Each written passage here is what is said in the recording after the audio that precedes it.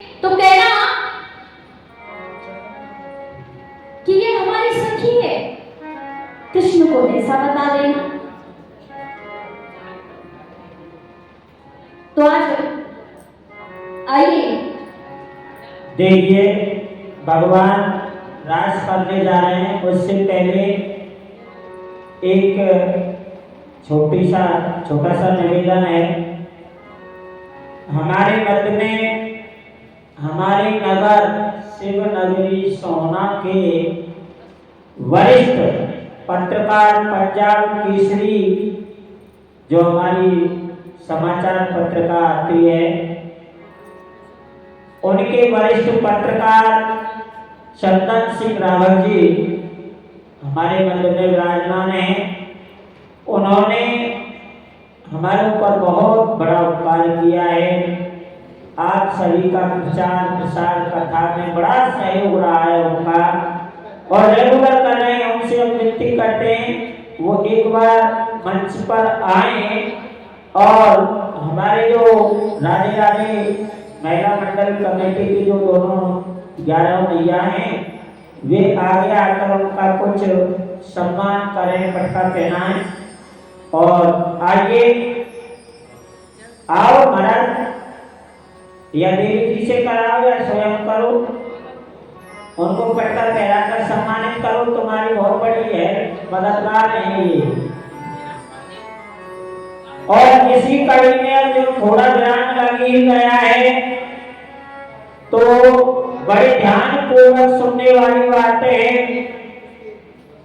भैया म्यूजिक थोड़ा बंद रखना,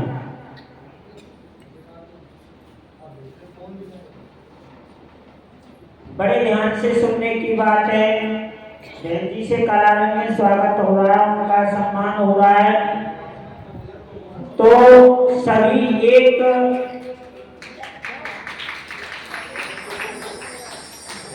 5 मिनट का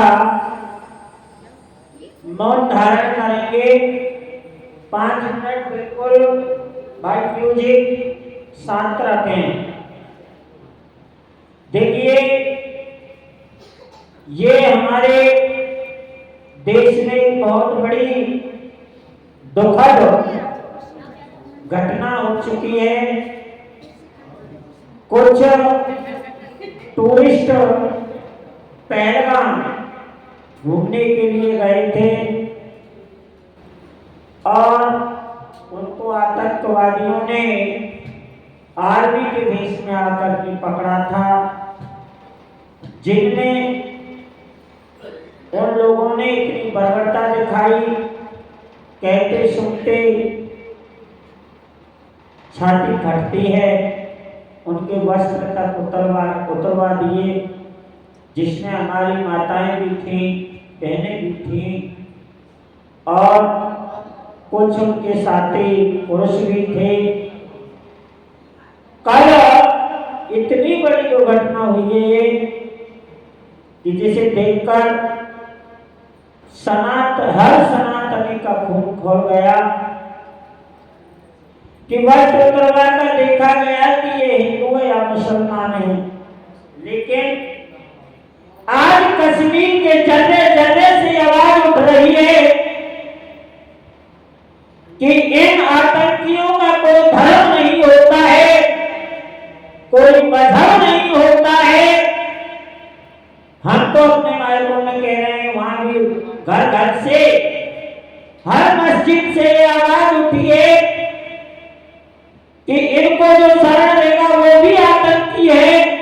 उसका भी सफाया होना चाहिए हमारे देश से, और जो उन्होंने ये कुकर्म किया है उनका भी सफाया होना चाहिए। देखिए, हम सनातनी हैं, प्रिय भक्तों, हम सनातन धर्म जगाने के लिए मुहिम चलाते हैं, जगह जगह जाकर बिना बुलाए भी भागवत कर रहे हैं। क्यों कर रहे हैं? मैं आज आपको अपने जीवन की सच्चाई बता देता हूं। 2020 में मैं एक जगह शादी पढ़ने गया था, और वहां जाकर मुझे कुछ ऐसे शब्द सुनने पड़े। मैंने पंडिताई का काम बिल्कुल बंद कर दिया और जाके नौकरी करने लगा था। मैंने जो भी मिलेगा वो करूंगा, पर ये काम नहीं करूंगा।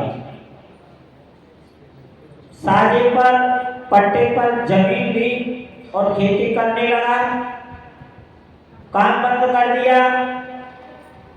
2021 में हमारे भाई देवकी नंदन जी की कॉल मेरे पास आई कि लाला कहाँ है? मेरे गुरुदेव अपने घर रहते हैं, आनंद से खेती करते हैं। उन्होंने कहा यार कुछ 101 ब्राह्मणों की आवश्यकता है और वहां भागवत जी का मूल पाठ होने 101,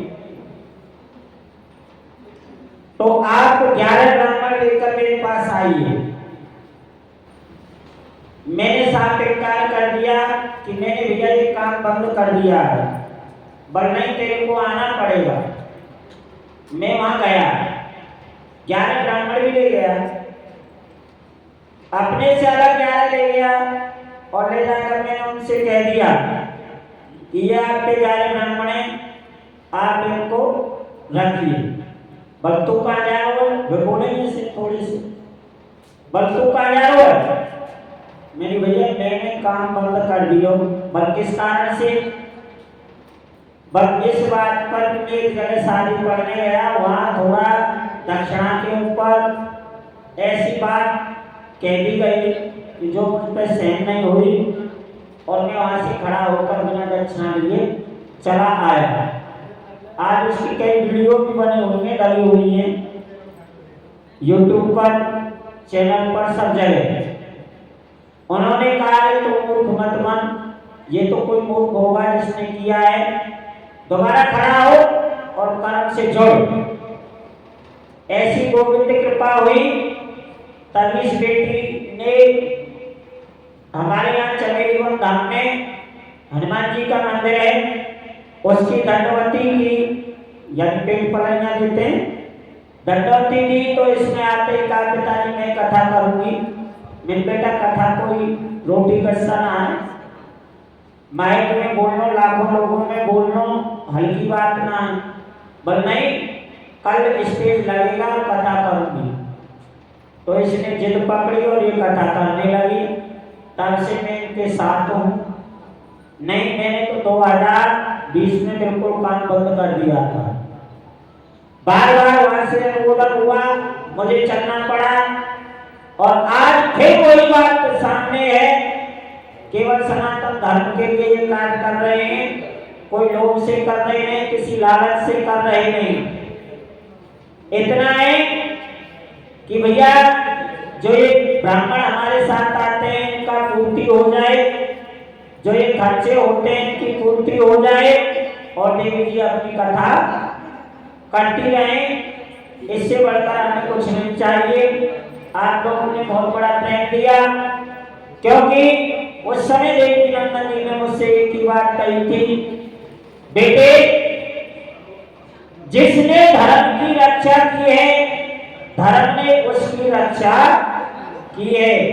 कहते हैं गीता में आया है, भगवान श्री कृष्ण अर्जुन से कह रहे हैं धर्मो रक्षे रक्षति। जिसने धर्म की रक्षा की है उसने धर्म ने उसकी रक्षा की। अर्जुन तू अपने लिए नहीं, धनुष तुझे उठाना है तो एक पुंडरीकाक्ष इस धर्म की संस्थापना के लिए धनुष उठाना पड़ेगा। ये तेरे पितामह भीष्म नहीं है और ये तेरे गुरु द्रोण भी नहीं।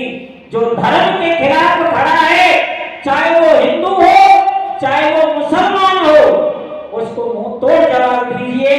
और भैया तुमसे बड़ी तो धर्म की रक्षा करने वाली इस देश में ना कभी थी और ना कभी है। अरे तुम्हीं में वो सीता है जो अपने धर्म पर आकर के धरती में समा गई थी, और तुम्हीं में वो रानी लक्ष्मीबाई है जिसने अपने धर्म की रक्षा के लिए रण जौहर दिखलाई थी। तुम ही झांसी की रानी हो और तुम ही मां सीता हो। हे मैयाओ, अपने उस रूप को ध्यान करो। जब तुम दुर्गा बनती हो, जब तुम दुर्गा बनती हो, चंडी बन काली बन जाती हो, और जब तुम बनती पट गिरता तो सीता जैसी अनसुईया जैसी कहलाती हो। तो मैयाओ, सबसे पहले तुम्ही से विनती है कि बाबा तो कथाओं में कम आते हैं, पर मैया आती हैं अपने घर के बच्चों को, अपनी बेटियों को वो ज्ञान दो कि उन्हें किसी की जरूरत ना पड़े, उन्हें किसी के आगे झुकना ना पड़े। आज बेटियों को पढ़ाना है, बढ़ाना है, तो मैं फिर वही कह रहा हूं, good morning tata bye bye की जगह उनको खेल कूद सिखाना है तो अस्त्र चलाना सिखाओ, निज रक्षा करनी सिखाओ। नहीं, बेचारे देवकी नंदन जी की इतनी बेटियां नहीं जिनको उठाकर ले जाएंगे, क्योंकि जो हमारे खिलाफ हैं, चाहे वो हिंदू हो चाहे वो मुसलमान हो, जो धर्म के खिलाफ है वो शत्रु है। और आज यही पढ़ाया जाता है कि ब्राह्मण की बेटी को कैसे फंसाया जाएगा, बनिए की बेटी को कैसे फंसाया जाएगा, तो उनको फंसा कर लाएगा तो तुझे इतना धन दिया जाएगा। और कितनी बहनें इसकी बलि चढ़ चुकी हैं, इस लव जिहाद की कितनी बहनें बलि चढ़ चुकी हैं। तो मैया बहनों, सभी से हाथ जोड़ की विनती है, इस कुरीति से बचाओ अपने बच्चों को। नहीं, वो दिन आएगा जो कभी पहले था, हमारे देश में पर्दा नहीं था।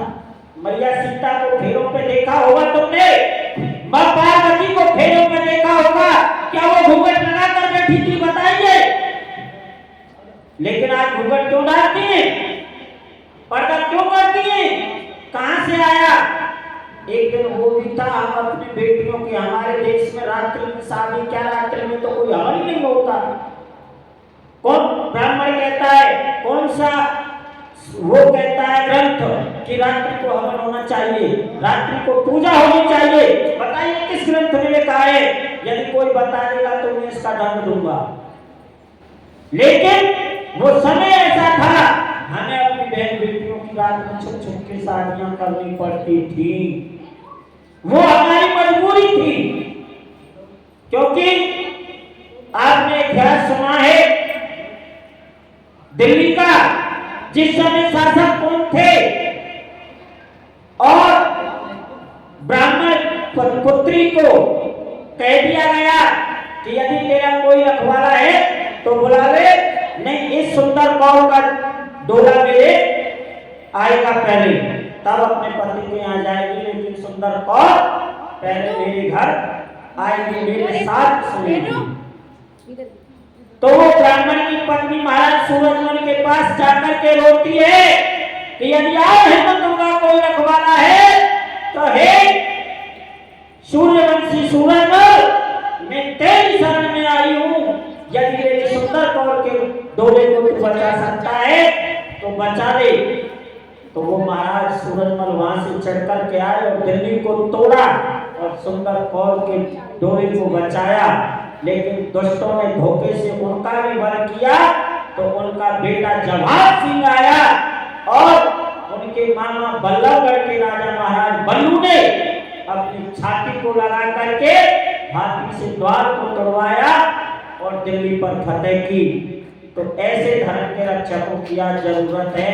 मैया बहनों भक्तों, यही हमारा संदेश है और यही हमारा उद्देश्य है कि आप अपने धर्म की रक्षा के लिए अपने बच्चों को जागृत करें। इतने कहने के बाद मैं अपनी वाणी को विराम दूंगा, क्योंकि मैं बोलने लगता हूं तो फिर न जाने कहां से मसला आता है, मुझे भी नहीं पता।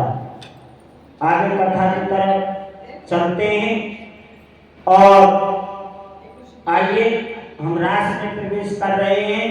उन आत्माओं की शांति के लिए 3 बार मेरे साथ ओम शांति, ओम शांति, ओम शांति। भगवान को सद्गति प्रदान करे, वो देश के लिए मरे, वो उन बहन का भाई नहीं मारा, वो पत्नी का पति नहीं मारा, ये हम सब का स्वाभिमान मरा है, हम सब का स्वाभिमान। इसलिए स्वाभिमान के लिए मैया जागृत हो जाओ। मैं मना नहीं करता बेटियों को पढ़ने बाहर ना भेजो, खूब भेजो, पर नजर रखो कि कोई लग जहाज के चक्कर में ना पड़ जाए। आइए कथा में प्रवेश करते हैं।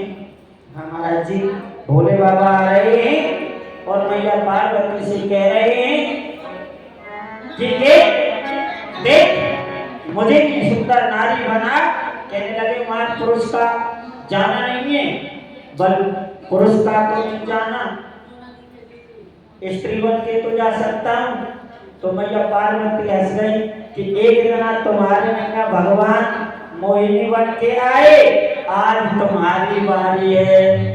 और किस तरह एक दिन भोले भंडारी बन के ब्रज की नारी गोकुल आ गए। एक दिन भोले भंडारी बन करके ब्रज नारी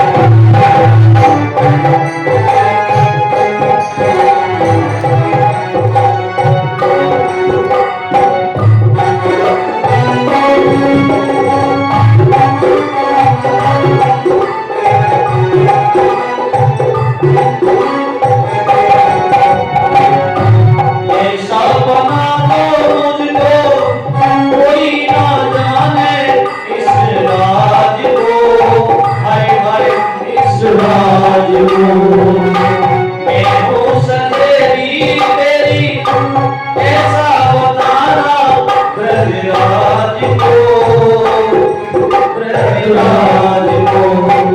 आगे विद्या तेरी सारी चाल चले मतवारी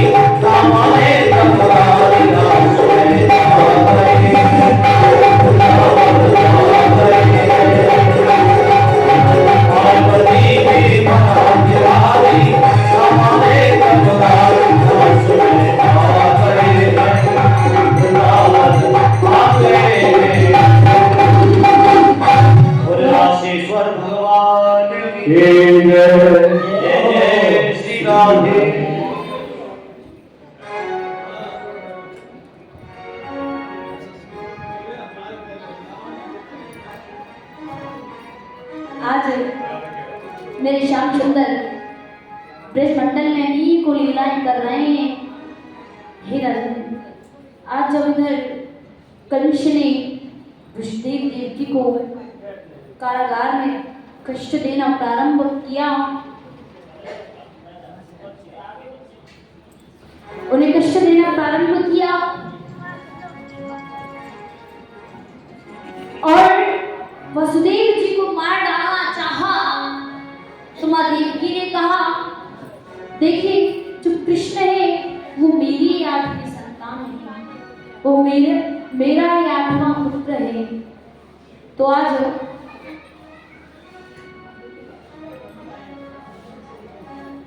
जब महाराज कंस को मालूम हुआ कि कंस ही जो कृष्ण है वो ही देवकी जी की 8वीं संतान है, तो उसी समय क्रूर को आदेश दिया गोकुल से नंद के यहाँ से कृष्ण को लेकर के आया जाए। तो आज अब क्रूर जी कृष्ण बलराम को लेने के लिए गोकुल पहुंचे। तो वहां जाकर के बाबा नंद मैया यशोदा से मिले। तो बाबा नंद मैया यशोदा से जब कहा कि देखिए महाराज कंस ने कृष्ण बलराम को धनुष यज्ञ के लिए बुलाया है, तो सो आप इन्हें हमारे साथ भेज दीजिए। इस बात को सुनकर के बाबा नंद मैया यशोदा ने मना कर दिया, कहा नहीं, हम अपने लाला को वहां नहीं भेजेंगे। बाबा नंद मैया यशोदा साफ साफ मना कर देते हैं कृष्ण को भेजने से। तो आज जब यह बात श्री कृष्ण को मालूम हुई तो श्री कृष्ण वहां आए और समझाने लगे, भैया बाबा देखो हम आज जा रहे हैं, कल रुके रुकेंगे सो परसों वापस आ जाएंगे। तो आप हमें आज्ञा दो कि हम मथुरा को चले जाएं। तो आज जब भगवान श्री कृष्ण मैया यशोदा बाबानंद को बार बार समझाने लगे, हम आज जाएंगे, कल रुकेंगे और परसों वापस आ जाएंगे, तो आप हमें आज्ञा दे दो ना। तो बाबानंद मैया यशोदा ने जाने की आज्ञा दे देते हैं। आज जब सभी ब्रजवासियों से विदा ले ली तो श्री कृष्ण हमारी लाडली जी के पास गए, हमारे किशोरी जी से विनती करने लगे कि सभी ने तो आज्ञा दे दी, अब आप भी हमें जाने के लिए आज्ञा दीजिए, हमें मथुरा को जाना है। तो आज हमारी लाडली जी से भी विदा ली और मथुरा की तरफ चल दी। अब क्रूर जी के मन में संदेह था, तो उन्हें यमुना जी में स्नान करा कर उनके ब्रह्मों को जोड़ा। आज सीधे मथुरा को आए तो मथुरा के सभी नर नारी अटारियों से मेरे गोविंद का स्वागत करने लगे, क्योंकि कंस ने पहले ही बता दिया जो देवकी है, देवकी के आपके संतान है कृष्ण। जब कृष्ण यहाँ आएगा तो कोई भी कृष्ण का स्वागत नहीं करेगा। यदि कृष्ण का स्वागत किसी ने किया तो हम उसका वध कर देंगे। तो मथुरा के नर नारियों ने छत से ही मेरे गोविंद का स्वागत किया है। आज तारियों से ही मेरे प्रभु का स्वागत करने लगे। सारी मथुरा में हल्ला हो गया। वसुदेव देवकी ने भी जेलों में आवाज सुनी कि उनका पुत्र कृष्ण वहां आ चुका है। और आइए किस प्रकार के ध्यान की जय। आज जो हल्ला मच रहा है सखी आए और तारण हार, आज कंस के अत्याचारों से बचाने वाला वो तारणहार हमारा आ रहा है। और सभी मथुरा की नारियां अपनी अपनी अटारियों पर चढ़ी हुई हैं और चढ़ करके सभी ब्राह्मणों के चरणों में हमारा कोटि कोटि प्रणाम। देखिए ब्राह्मण देवता हमारे मध्य में विराजमान है। कहते हैं ब्राह्मणों की व्याख्या तो स्वयं भगवान विष्णु ने भी की है कि विप्र प्रसादे कल्ला भगवान और विप्र प्रसादे धरणी धरवारम, कि ब्राह्मणों के ही प्रताप से मैंने लक्ष्मी का वर्णन किया है और ब्राह्मणों के ही प्रताप से मैं इस धरती का पालन करता हूँ। ऐसे ब्राह्मणों के चरणों में कोटि कोटि प्रणाम। मेरा भाई पुत्र आया है, एक बार तो दर्शन कर लूं, मेरा भाई मार डालेगा। उधर सभी मथुरा की गोपियां क्या कहने लगी, हो सकती आई गयो मंगलाल गोपाल, अभी चलो तो दर्शन करे।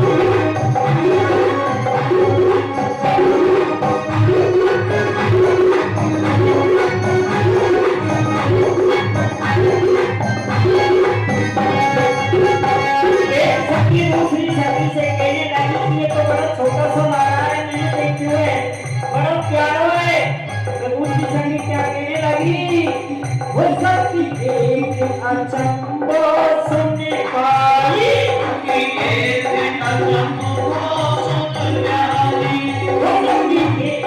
Oh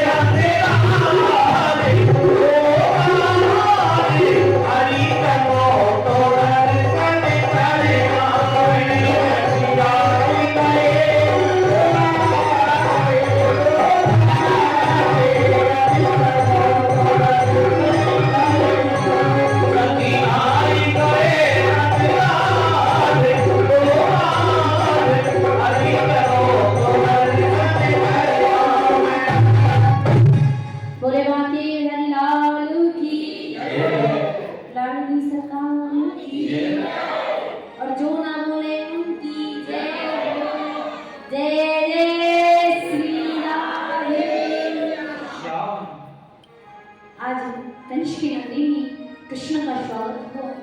हे राजन, भगवान कृष्ण ने धनुष को तोड़ दिया, उसके पश्चात पहाड़ियों को मारा और एक उपजा पर भी मेरे प्रभु ने कृपा की, एक माली पर भी मेरे गोविंद ने अपनी कृपा की।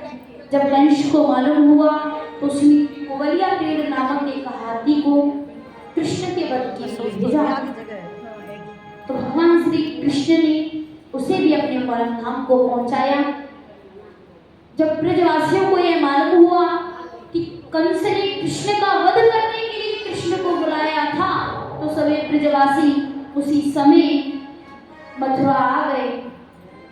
तो कृष्ण कहने लगे, बाबा देखो, तुम्हारा आशीर्वाद और मां यशोदा का प्यार जब मेरे साथ है तो उसके सामने ये महाराज कंस क्या है।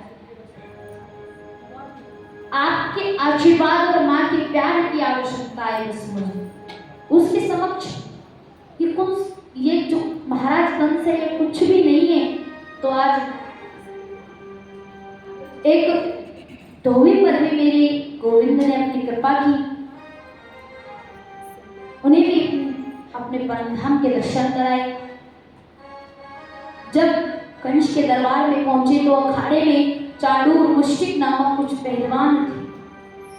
मेरे गोविंद ने उन सबको भी अपने परम धाम पहुंचाया और महाराज कंस को ऊपर सिंहासन से पकड़ कर के नीचे जमीन पर फेंक दिया और कहा, राजन, मैं ही देवकी की 8वीं संतान हूं और मैं ही आपका काल हूं। ऐसा कहकर के महाराज कंस को सीधा अपने परम धाम के दर्शन करा दिए। आज कारागार से अपने माता पिता को मुक्त किया, मथुरा का राजा उग्रसेन जी को बनाया।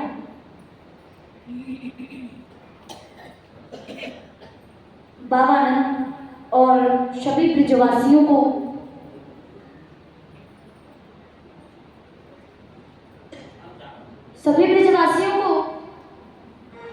पुनः वापस लौटाया। आज राजन मेरे प्रभु मेरे गोविंद 11 वर्ष 6 महीने तक ब्रज में रहे। आज उन्हें शिक्षा के लिए गुरु संदीपन के यहाँ भेजा गया।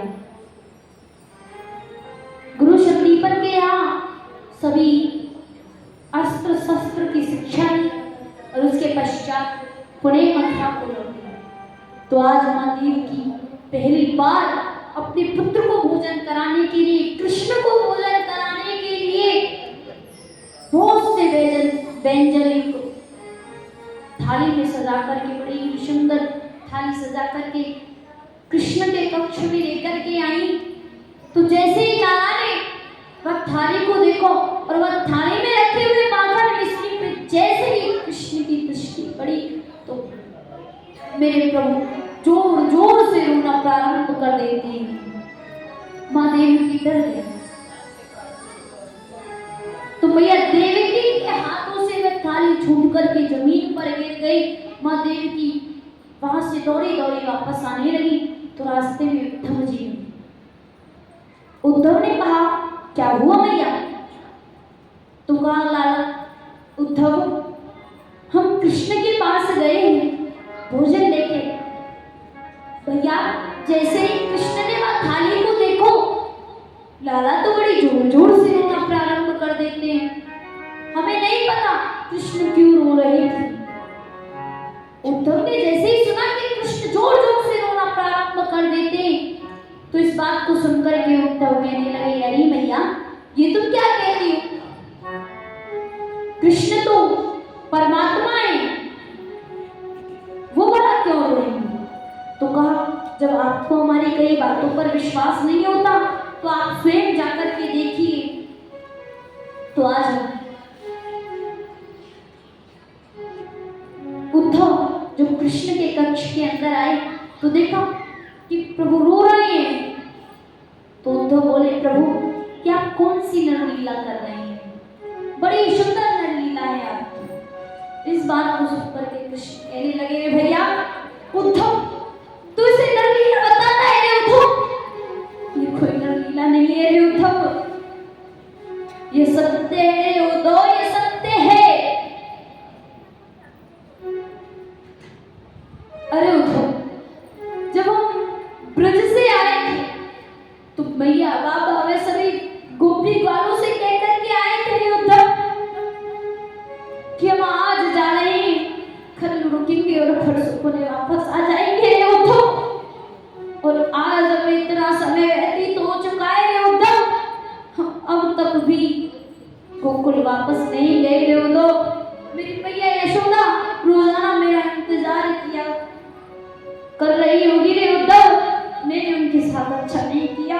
मैया यशोदा रोजाना मुझे माखन मिश्री खिलाया करती थी, सभी ग्वाल मुझसे बड़ा प्रेम किया करते थे, सभी गोपियां मुझसे बड़ा प्रेम किया करती थी, सब मुझसे काना काना कह करके बात किया करते थे, कृष्ण बोला करते थे।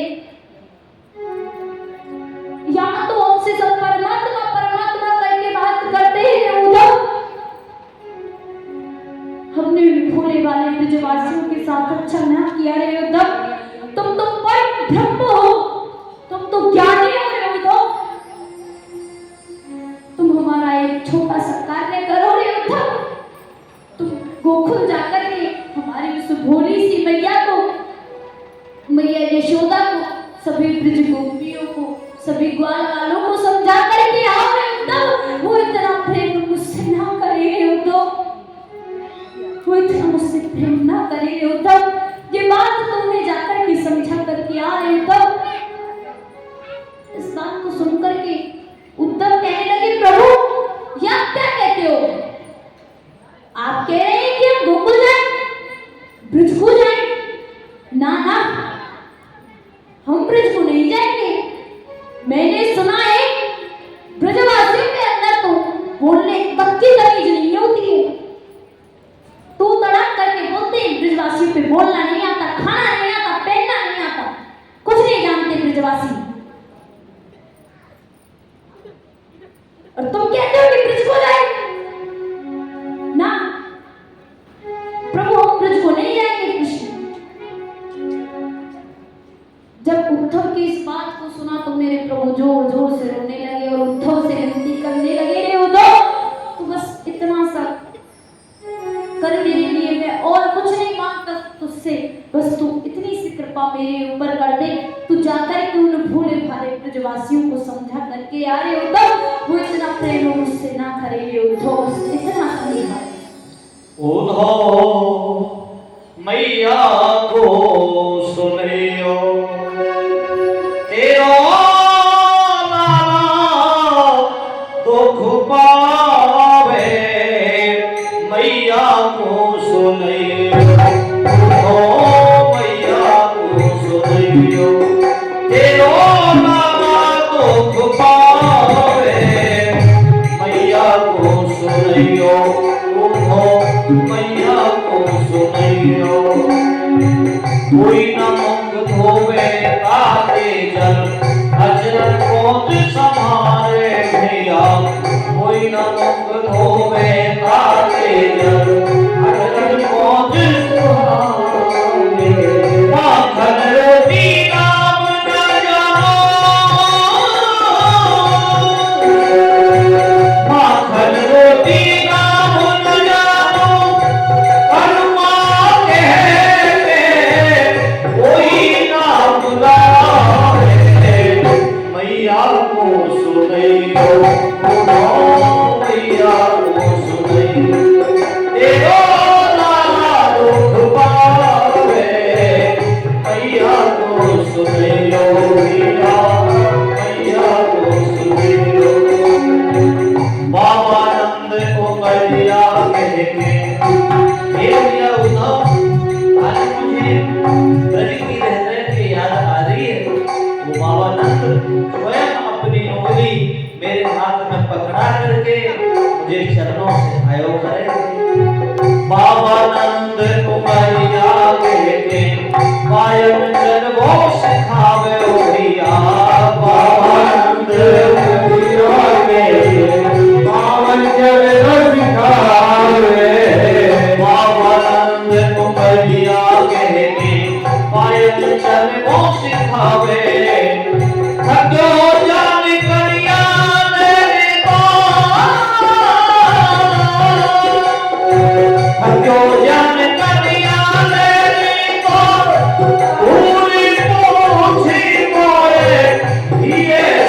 लगावे मैया को सुनैयो मैया को सुनैयो तेरो लाला दुख पावे मैया को सुनैयो मैया को सुनैयो आमे गोपी नेत बुधानो आमे गोपी नेत बुधानो एक चित्त नाय नावे मैया आमे गोपी नेत बुधानो एक चित्त नहीं नावे गोपी के माखन मुख है के मटकी छोड़ के अपने घर आ जाए हो भैया गोपी जब बुलानो देवे के ताई हमारे माँ के पास आवे तो मैया बिल्कुल उनकी सांस नहीं मानो करेगी आजी आवे गोपी नेत बुधानो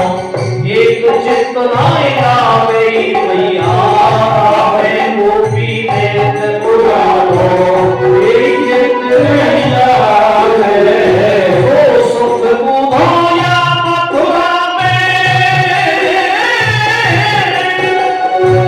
ओ सुख बुधाया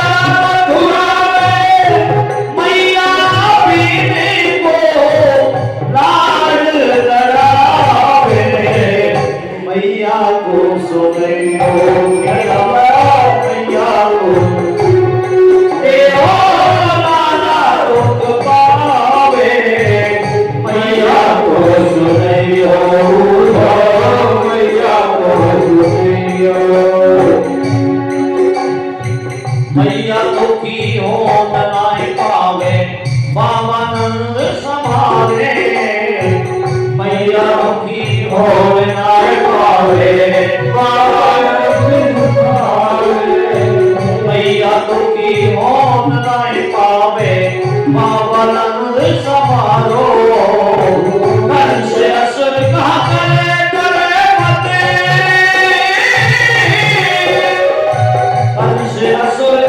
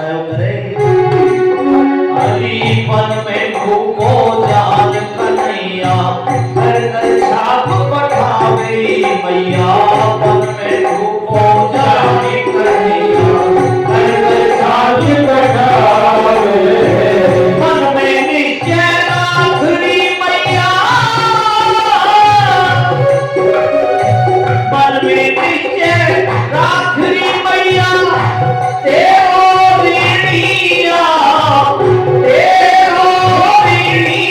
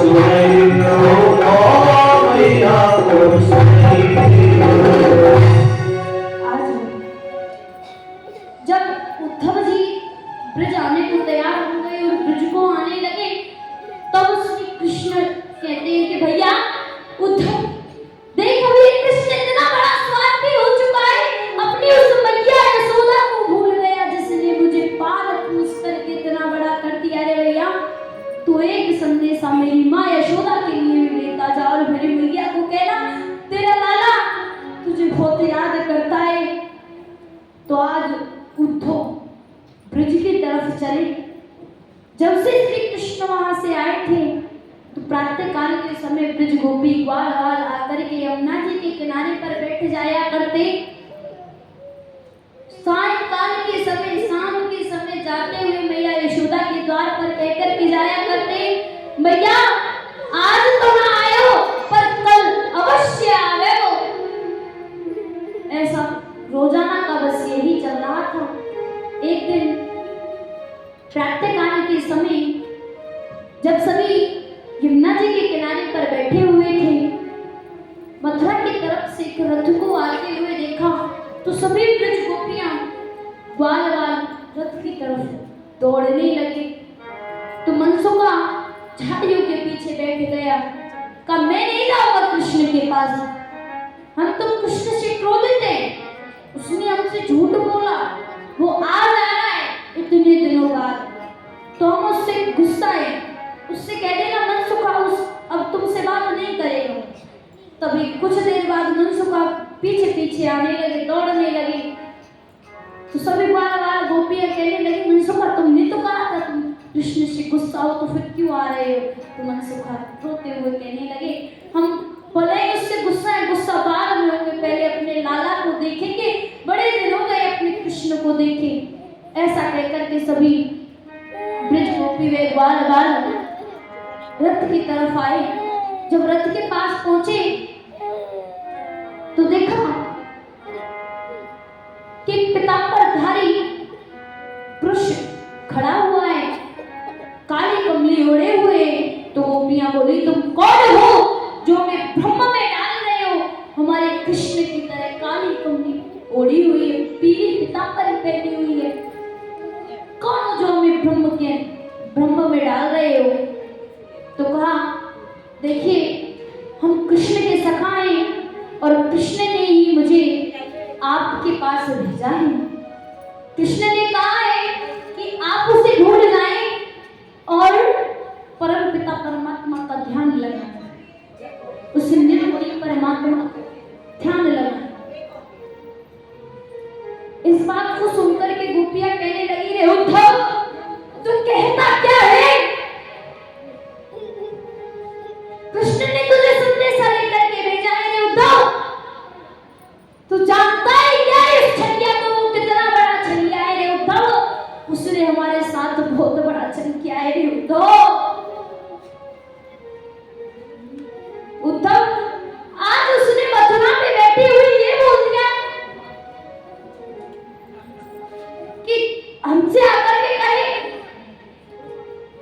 कि हम उसे भूल जाएं और इस निर्गुणी परमात्मा का ध्यान करें रे उद्धव। मन एक ही होता है रे उद्धव, अनेक नहीं होते। हमारा वो एक मन उस तेरे छलिया कृष्ण के पास है जो मथुरा में बैठा हुआ है रे उद्धव, जिसने संदेशा भेजा है कि हम उसे भूल जाएं रे उद्धव। उसी छलिया के पास है हमारा वो एक मन। उद्धव मन न भई दस बीस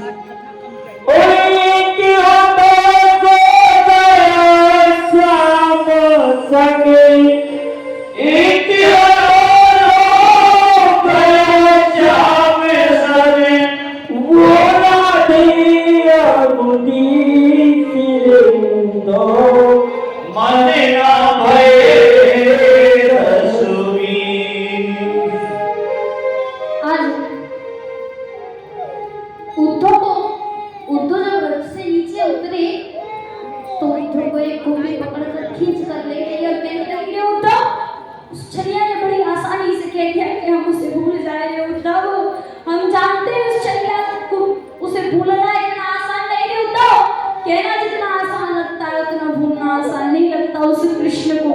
उद्धव पहले तो कृष्ण में बैठ कर के प्रेम का पाठ पढ़ा था रे उद्धव, और आज उसी चर्या में कह दिया कि हम उसे भूल जाए उद्धव।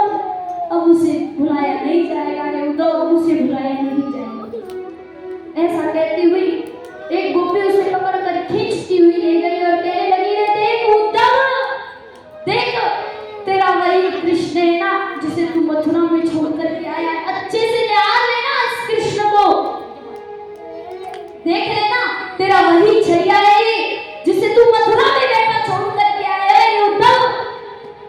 देख कैसे पिता था तेरा कृष्ण, तो बता रही उद्धव कैसे भूल जाए इस कृष्ण को। परसों की कह गए मन मोहन, अब आवेगी वो बेर न परसों, बार ही बार अटारी के द्वार, निहार निहार खड़ी तरसों। कहाँ चलूं कछु बस ना चाले, उड़ो न जाए बिना परसों, बार ही बार अटारी के द्वार, निहार निहार खड़ी तरसों। तेरी घर सो परसों की कह गए घन श्याम, न आए बरसों बीत गए। परसों की कह गए घन श्याम, न आए बरसों बीत गए।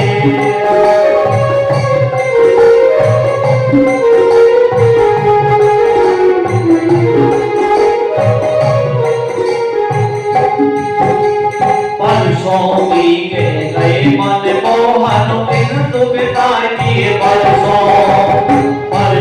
की कह गए मन मोहन, बिंदु बिताए किए परसों, अब आवेगी वो बेर परसों, अखियां लागी तरसों।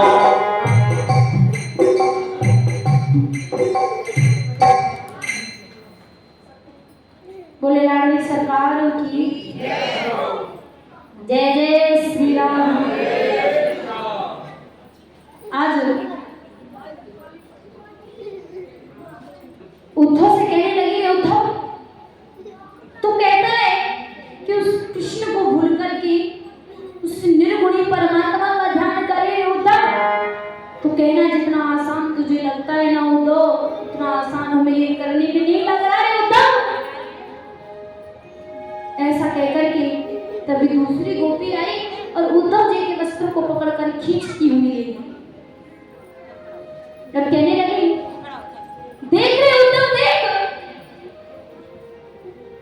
कैसे मांग मांग करके खाता था तेरा कृष्ण हमसे। देख ले वही कृष्ण है ना तेरा जो मथुरा में बैठा हुआ है। देख कैसे मांग मांग करके हमसे भोजन क्या करता था तेरा कृष्ण। आज उद्धव देख रहे हैं कि कृष्ण ने एक गोपी को घेर रखा है और उनसे छाछ की भिक्षा ले रहे हैं। तभी कुछ गोपी आई और उद्धव को पकड़कर ले गई और कहने लगी, देख रहे उद्धव देख तेरा वही कृष्ण जिसकी तू ये कह रहा है कैसे भूल जाए। देख हमारी राधे रानी के चरणों का चाकर है तुम्हारा श्याम।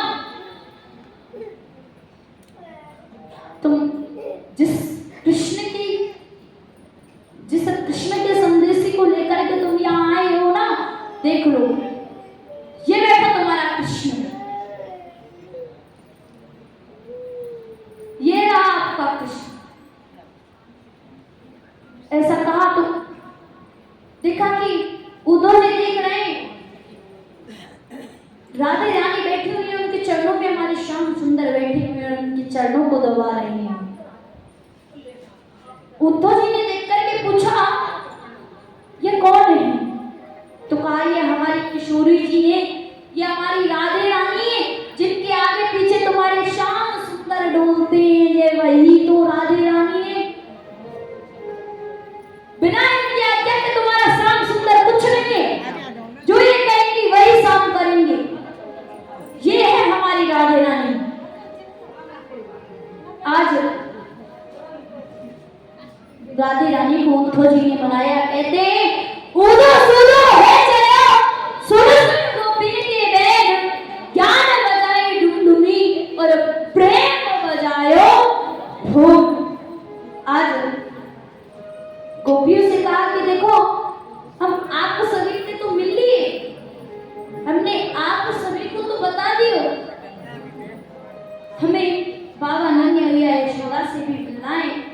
तो आप हमें बताइए उनके यहाँ पर कैसे पहुंचा जाएगा, वहां कैसे जाया जाएगा। तो कहा देख रहे उद्धव, जब से वो छलिया हमें छोड़ कर के गया है ना रे उद्धव, जब से तो नंद भवन पर जाना बहुत ही सरल हो चुका है रे उद्धव। जब से कृष्ण गया है तब से मैया यशोदा अपने लाला को याद कर कर के रो रही है। उस छलिया को बड़ा प्यार करती है मैया यशोदा। वो छलिया हमारे साथ साथ उनके साथ भी चल कर गया रे उद्धव, उनसे भी झूठ बोल करके चला गया। आज जाता हूँ, कल रुकूंगा और परसों आ जाऊंगा। उद्धव उनसे भी ऐसा कहकर के चला गया और आज तक भी वो छलिया वापस नहीं आया रे उद्धव। मैया यशोदा रोजाना उसे याद कर कर के रोती है रे उद्धव। जो तुम जल की ये धारा देख रहे हो ना रे उद्धव, इसी के किनारे किनारे चले जाओ, ये जाकर किसी दिन नंद महल पर रुकी। तो आज चले जइयो उद्धव किनारे किनारे, वहीं जाके रोखेगी बाबा के द्वारे। चले जइयो उद्धव किनारे किनारे। आज उद्धव नंद भवन पर आकर के मैया को आवाज लगाते, मैया जय श्री कृष्णा। अंदर से मैया ने कहा भैया राधे राधे, जो भी है थोड़ी देर प्रतीक्षा करो, हमने लाला को अभी सुलाए हुए, हम बस अभी आए। ऐसा कहकर के मैया यशोदा जैसे ही बाहर आने लगी तो दहलीज से बड़ी जोर से उनकी टक्कर लगी, ठोकर लगती है पैर पे। मैया यशोदा गिरने ही वाली थी कि तभी उद्धव जी ने उन्हें संभाल लिया। तो उद्धव कहने लगे कहाँ है मैया आपके लाला, जरा हमको भी तो दिखाओ। ऐसा कहकर के उद्धव जी मैया के पीछे पीछे आने लगे। तो मैया उद्धव को अपने साथ पालने के पास लेकर के आई। पालने के अंदर हाथ डाला तो उस पालने में से खाली कपन बाहर निकला। तो मैया यशोदा फूट फूट करके रोना प्रारंभ कर देती है और कहने लगी है उद्धव, ना जाने क्यों मैं लाला को भूल ही नहीं पा रही हूँ। लाला की बड़ी याद आवे रे उद्धव, मुझे बड़ी याद आवे मेरे लाला की। भैया वसुदेव देवकी सब ठीक तो है ना मथुरा में, और मेरा लाला कैसो है, ठीक तो है ना मेरे कन्हैया। इस बात को सुनकर के उद्धव जी ने कहा हाँ भैया सभी बात ठीक है, आपका कृष्ण आपको बड़ा याद करता है। इस बात को सुनकर के मैया यशोदा कहने लगी भैया मेरा लाला माँ ठीक से तो रह रहे हो, वह माखन मिश्री सब कुछ खाने को तो दे रहे हो। भैया उद्धव जब लाला मेरे पास रह रहे हो तो मैं बाबू सुबह सुबह बिस्तर में दूध लेके जावे, लड्डू लेके जावे, तब अपने लाला को उठावे। और वहां कोई बाकी ऐसे ही सेवा कर रहे हो ना कर रहे हो, मेरे लाला को खाने की माखन मिश्री दे तो दे में ना। मैया यशोदा की इस बात को सुनकर के कहा भैया हाँ, कृष्ण ने हमको कहा था कि हम आपके पास आए और आपसे कहें कि आप उन्हें भूल जाएं। हम बस यही संदेशा लेकर के यहाँ गोकुल को आए थे। तो आज जो तो 2.5 घड़ी की बात किया करते थे वो 6 महीने ब्रज में रहे, और जब ब्रज से जाने लगे तो सभी ब्रज गोपियों ने रथ को घेर लिया और कहा रे उद्धव, जब तू मथुरा से आया था तो तू एक संदेशा छलिया कृष्ण का लेकर के आया था रे उद्धव। आज जाते समय हमारा भी एक संदेश 2.5 घड़ी की बात किया करते थे, वे 6 महीने में वापस आए। तो श्री कृष्ण कहने लगे अरे भैया उद्धव,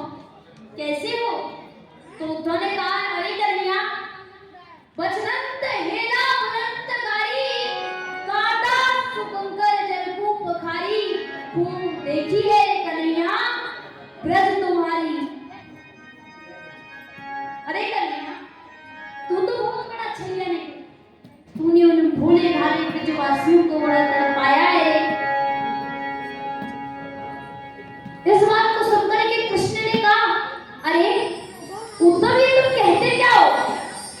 मैं तो ब्रजराज वैकुंठ नाम हूं, ब्रजवासी तो मेरा प्राण आधार है, मैं तो ब्रज को छोड़ करके वैकुंठ को भी नहीं जाऊंगा।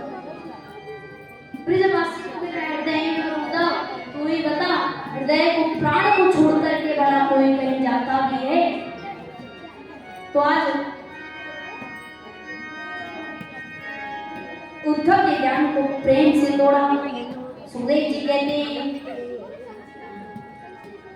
राजन जब प्रभु ने महाराज कंस का वध कर दिया तो उनकी 2 पत्नियां थी, उनका नाम बताना क्या था? हाँ तो बता, जोर से बोलो, मुझे नहीं सुना।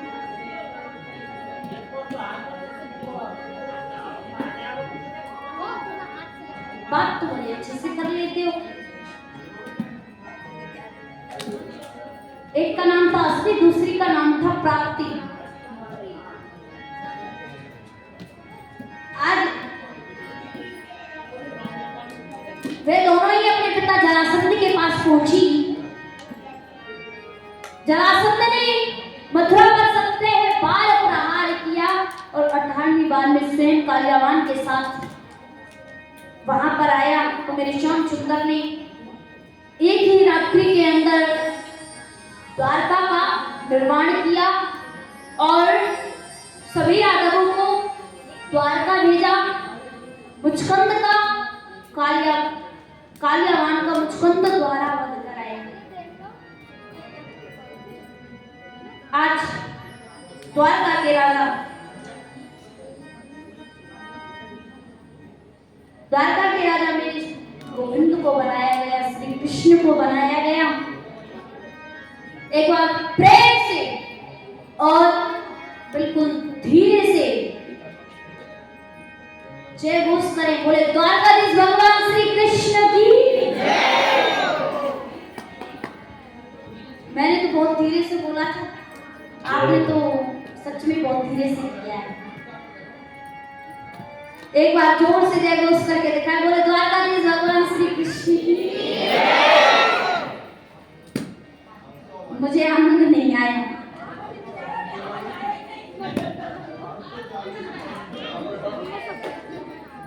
तो आज इधर विदर्भ देश के राजा थे भीष्म। भीष्म जी के 6 पुत्र और 1 पुत्री थी। रुक्मी रुक्मातक आदि पुत्र और रुक्मणी नामक एक कन्या थी। जब रुक्मणी की विवाह के योग्य हुई तो रुक्मी उनकी लगन शिशुपाल जी के साथ तय कर देती। तो रुक्मणी अपनी भाभी के कहने पर गुरु शतानंद जी के पास गई और गुरु शतानंद को प्रेम पत्र लिख करके दिया और कहा कि इस प्रेम पत्र को ले जाकर के द्वारकाधीश को दे दीजिए। तो आज रुक्मणी द्वारा दिए गए प्रेम पत्र को ले जाकर के गुरु शतानंद द्वारकाधीश कृष्ण को देते। तो आज द्वारकाधीश ने जब उस प्रेम पत्र को पढ़ा तो कहा, जाकर के रुक्मणी जी से कह देना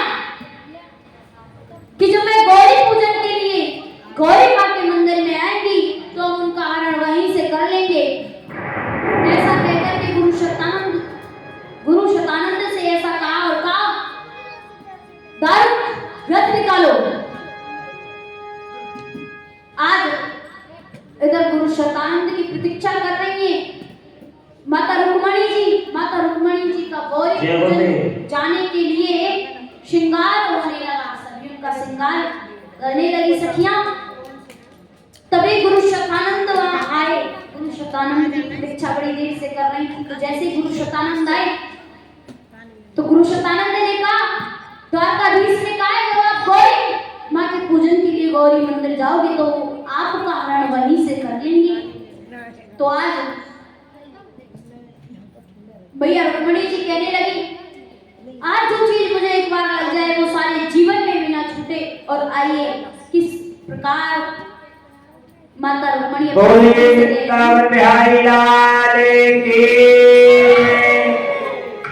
कन्हैया जी रुक्मणी पंडित जी ने लेकर आ जाओ। और हाँ, सुनो सुनो, रुको रुको रुको,